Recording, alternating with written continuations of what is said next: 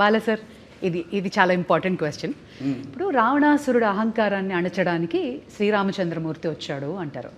అలాగే పాండవులతోటేమో కృష్ణుడు ఉన్నాడు. అలాగే నరసింహస్వామి అవతారంలో హిరణ్యకశిపుణ్ణి నాశనం చేశారు ప్రహ్లాదుడు భక్తితో. ఇప్పుడు మన భారతదేశం మీద ఒక ఈవిల్ లాంటి ఒక నెగటివిటీ వచ్చినప్పుడు మా ఇండియన్ సూపర్ హీరో అఖండానా, మీరు మా ఇండియన్ సూపర్ హీరో అని అంటున్నారు అందరూ. అవునండి. అంటే మెయిన్గా మనకి మన సనాతన హైందవ ధర్మం దాని మీద అంటే మొదటి భాగంలో పిల్లల జోలికి ఎవరు వచ్చినా అంటే పిల్లలు దేవుళ్ళతో సమానం అంటాం. అలాగే లేకపోతే ధర్మం జోలికి ఎవరు వచ్చినా, ప్రకృతి జోలికి ఎవరు వచ్చినా ఆ భగవంతుడే పూడతాడని మనుషులు పూని ఒక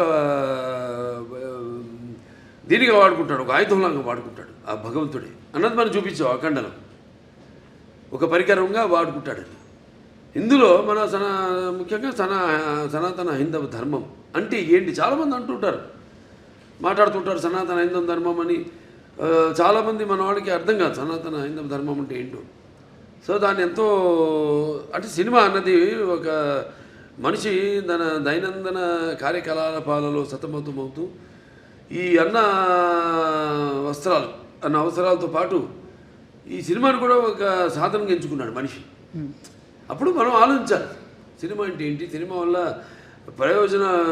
మనం ఎలా ఎటువంటి సినిమాలు తీయాలి అన్నది అటు నిర్మాతలు కానీ దర్శకులు కానీ నటులు కానీ ఆలోచించాలి ఎటువంటి సినిమాలు మనం ఇవ్వాలని.